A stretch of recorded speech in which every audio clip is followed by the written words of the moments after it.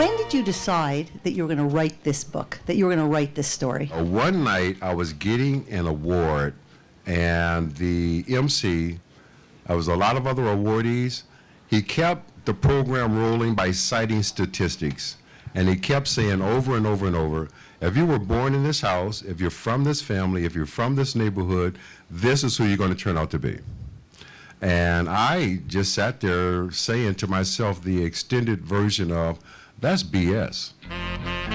There were lots of great books around, and there were things I liked in certain books, but Mel's designs in her store were just so inspiring to me, and I really wanted her to share them with other people and do a book that is like a novice talking to the Meryl Streep of knitters.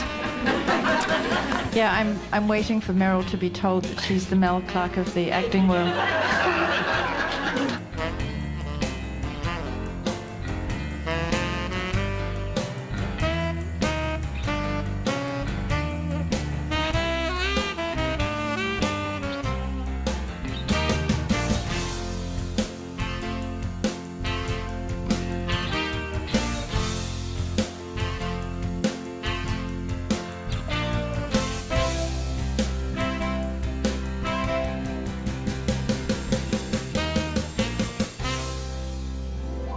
I've always been fascinated by the way that we're haunted by the years we can't remember, and that the people we are now are so intimately connected to those children who were once 1 and 2 and 3 years old and we have no recollection of. Mm-hmm. Every single human being is obliged to build the middle of their life on a beginning they can't remember.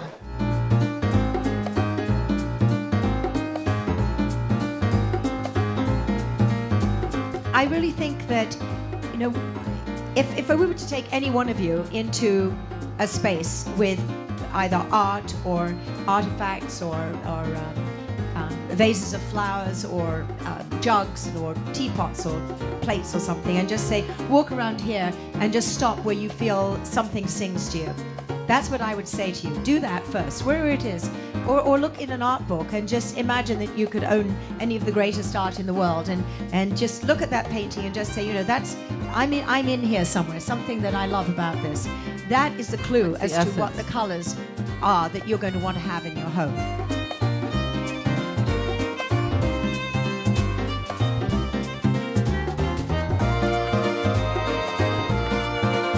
I'm Mike Holmes. Reading makes it right.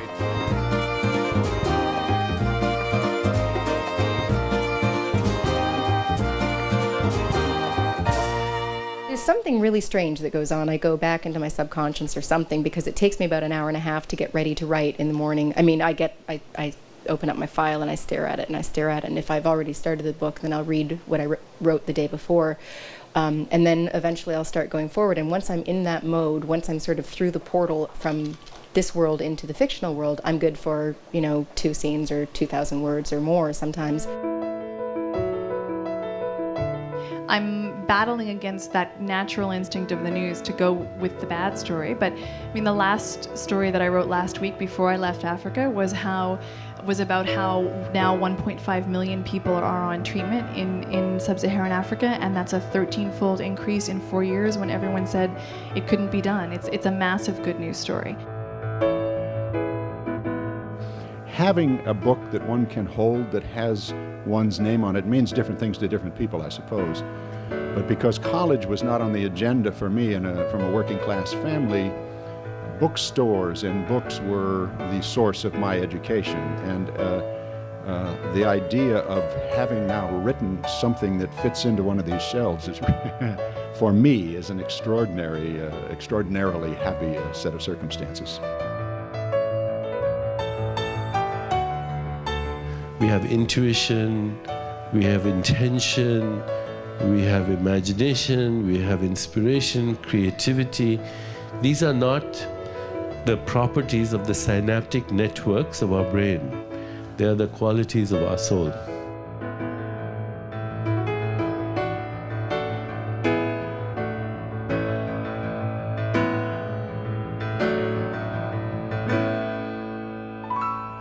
in terms of, you know, adapting someone else's story, I mean, for me, this is Alice Munro's short story, and I was lucky enough to kind of adapt it and be able to, you know, figure out how to turn it into a film. But it felt more like sort of constructing something out of something that already, materials that already existed, as opposed to creating something.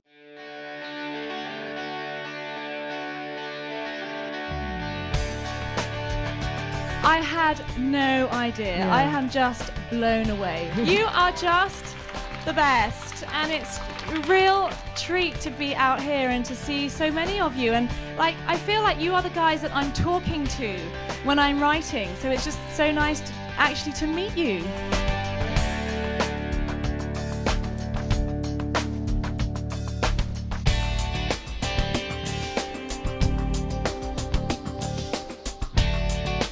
Okay, let me tell a story.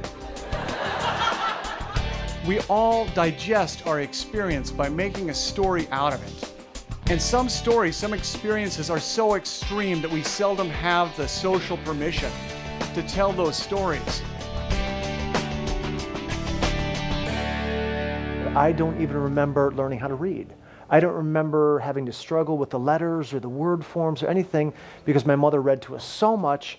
I just learned how to read. And an extension of that was discovering books and reading them on my own, and then that developing into a passion in books as well.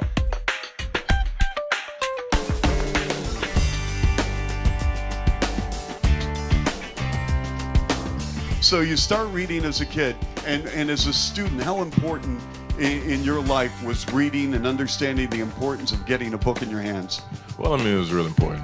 You know, once I picked up a good book and you know, I read my first novel, that kind of, you know, jumped me off to it. Mortimer's daddy came running up the stairs. Open up the door. Said in a loud voice, "Mortimer, be quiet." And Mortimer said, "Oh, yeah. So the daddy shut the door, went back down the stairs, whap, whap, whap, whap, whap, whap.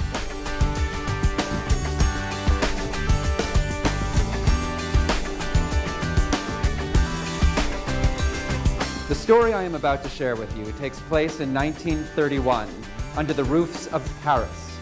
Here you will meet a boy named Hugo Cabret, who once, long ago, discovered a mysterious drawing that changed his life forever.